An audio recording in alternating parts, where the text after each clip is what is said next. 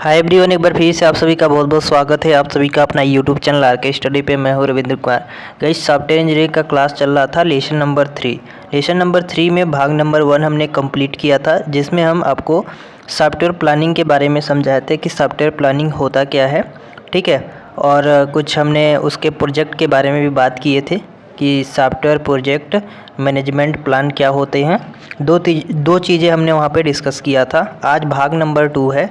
आज की इस वीडियो में हम लोग कोकोमो मॉडल क्या होता है, कैसे बनता है, और दूसरा जो है हमारा वो है LOC, जो कि हमने आप सभी को बताया भी थे पिछले क्लास में कि लाइन ऑफ कोड के बारे में समझेंगे और कोकोमो मॉडल क्या होता है इसके बारे में समझेंगे। ठीक है, तो वीडियो में लास्ट तक बने रहिएगा। यदि चैनल पे नए हो तो चैनल को सब्सक्राइब जरूर कर लीजिएगा, अपने दोस्तों के साथ ज़रूर शेयर कीजिए, जिससे कि वो भी सभी लोग पढ़ लेंगे। एक चीज़ और यहाँ पे आप सभी को कंफर्म करा देते हैं, आज सॉफ्टवेयर इंजीनियरिंग का लास्ट क्लास है।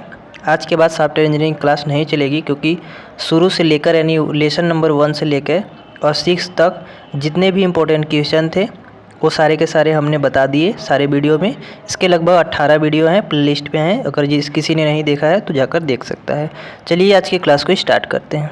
तो गाइस, सबसे पहले हम लोग लाइन ऑफ कोड यानी LOC के बारे में समझते हैं कि LOC होता क्या है।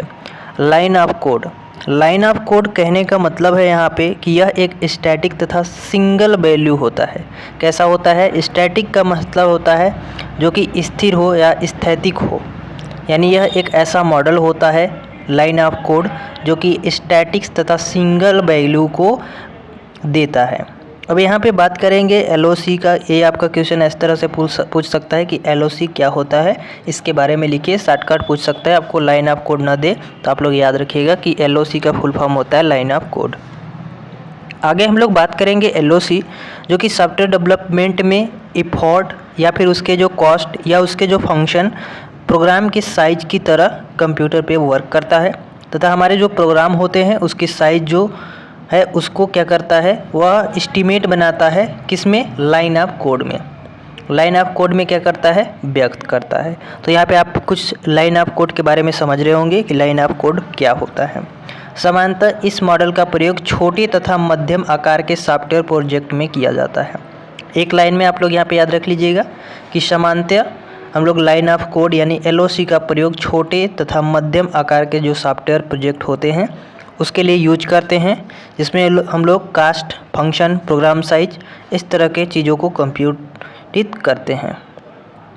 इसकी एस्टीमेट जो बनती है वो लाइन ऑफ कोड में बनती है। यह एक स्टैटिक तथा सिंगल वैल्यू होता है। इतने चीज़ आप लोग ध्यान में रखिएगा। आगे बढ़ते हैं। अब हम लोग बात करेंगे जो LOC पढ़ रहे थे line of code. Line of code के फीचर के बारे में पढ़ते हैं, इनके फीचर क्या क्या होते हैं। ठीक है, तो सबसे पहला तो ये कि यह सॉफ्टवेयर प्रोग्राम के सोर्स कोड जो होते हैं, ठीक है, सॉफ्टवेयर प्रोग्राम के जो सोर्स कोड होते हैं उसके टेक्स्ट से लाइन की संख्या की गणना करता है। यानी उसको हम लोग कह सकते हैं कि लाइन ऑफ कोड इसीलिए है क्योंकि उसकी जो संख्या है उसको टेक्स्ट जो हमने लिखे हैं वहाँ पे वो लाइनों की संख्या से गणना करता है। 1 लाइन, 2 लाइन, 3 लाइन, इस तरह से वो गणना करता है। यानी कहने का मतलब है हमारा यहाँ पे कि जो भी हमने सॉफ्टवेयर प्रोग्राम में सोर्स कोड लिखे हुए हैं उसको टेक्स्ट से लाइनों की संख्या गणना करता है।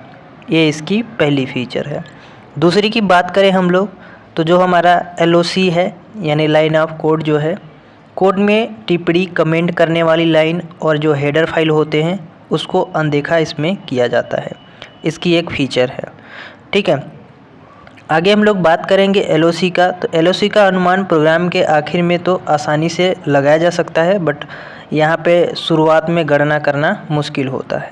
ये उनकी फीचर्स है। एक और लास्ट पॉइंट है कि जो हमारा LOC होता है यानी लाइन ऑफ कोड जो होता है, यह समस्या के आकार का संख्यात्मक रूप से मान देता है। ठीक है, अब इसके कुछ एडवांटेज हैं जिनके बारे में हम लोग समझते हैं कि इसके एडवांटेज क्या क्या है, फिर इसे एडवांटेज समझेंगे। तो अब चलते हैं हम लोग एडवांटेज के बारे में कि उसके लाभ क्या है। मोस्ट यूज मैट्रिक इन कास्ट एस्टीमेट। अब इसका कहने का मतलब है कि जो हमारा लागत अनुमान होता है, लागत अनुमान में सबसे अधिक उपयोग किए जाने वाला मैट्रिक होता है। ठीक है, याद रखिएगा कि जो हमारा अनुमान लगा होता है, जो हमारा लागत होती है, लागत अनुमान में सबसे अधिक उपयोग किए जाने वाला ये मैट्रिक होता है। दूसरा हम लोग बात करेंगे दूसरा में इस मैट्रिक में तुलना से इसके विकल्प जो है कई समस्याएं होती हैं या कई समस्याएं आती भी हैं। आगे हम लोग बात करेंगे it is a very easy estimate the effort. प्रयासों का आकलन करना बहुत ही आसान है, ठीक है। तो ये सारी चीज़ें हैं, इनके कुछ एडवांटेज। अब हम लोग थोड़ा सा डिसएडवांटेज के बारे में जानते हैं। तो सबसे पहले अगर हम लोग बात करें डिसएडवांटेज की, तो कोई भी कोड की अधिक पंक्तियाँ लिखते समय इसकी जो उत्पादकता होती है उसको ये बढ़ाता है, ठीक है। यानी writing more line of code, line of code को क्या कर, लाइन ऑफ कोड में हमारी जो भी पंक्तियाँ होगी, कोड लिखी गई होगी, उस समय उत्पादन में बढ़ाव करेगा। लेस, यहाँ पर लेस की बात कर रही है, यानी इसमें हम लोग कह सकते हैं कि जो हमारी इफ़िशियंट होती है, यानी कुशल जो होती है वो कम करता है, यानी कम कुशल कोड इसमें लिख सकते हैं या होती है, इसके डिसएडवांटेज है। दूसरी बात करेंगे यहाँ पे अगला जो तीसरा है, डज नॉट कंसिडर्ड कम्प्लेक्सली। मैंने कहने का मतलब यहाँ पे ये है कि इसकी जो जटिलता है, जटिलता पर विचार नहीं करता है, ठीक है। तो ये इसके कुछ डिसएडवांटेज थे। एडवांटेज हमने बता दिए, फीचर भी बता दिए, और क्या होता है आपने वो भी समझ लिया होगा लाइन ऑफ कोड के बारे में। अब हम लोग आगे पढ़ेंगे किसको, कोकोमो मॉडल को, ठीक है। ये इम्पोर्टेंट है, इसको इतना चीज़ ज़रूर याद रखिएगा। अब हम लोग कोकोमो मॉडल के बारे में जानेंगे कि कोकोमो मॉडल क्या होता है, इसका फुल फॉर्म क्या होता है, कब बना था, किसने बनवाया था, किसने प्रस्तावित किया था, ठीक है। तो कोकोमो मॉडल जो है इसका पूरा नाम होता है constructive cost model. Constructive cost model ये पूरा नाम है, और इस सन 1981 में बोहेम नाम के एक वैज्ञानिक ने प्रस्तावित किया था कोकोमो मॉडल को। कोकोमो मॉडल के बारे में और कुछ अधिक जानकारी लेते हैं यहाँ पे। जो हमारा कोकोमो मॉडल होता है एक कॉस्ट एस्टिमेशंस मॉडल होता है, तथा इसका जो प्रयोग होता है हमारे जो सॉफ्टवेयर होते हैं, सॉफ्टवेयर के पैकेज की कॉस्ट इवेल्युएट करने के लिए किया जाता है।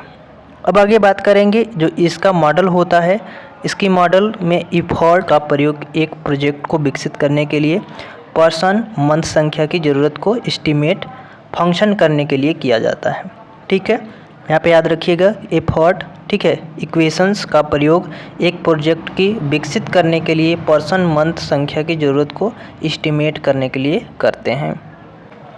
कोकोमो मॉडल कुछ इस तरह से आपको देखने को फिगर में मिलता है, ठीक है। ये आपका कोकोमो मॉडल है जहाँ पे 3 डायरेक्शन दिए गए हैं। पहला बेसिक कोकोमो मॉडल पढ़ेंगे, दूसरा पढ़ेंगे इंटरमीडिएट कोकोमो मॉडल, तीसरा जो होगा वो होगा कंप्लीट कोकोमो मॉडल।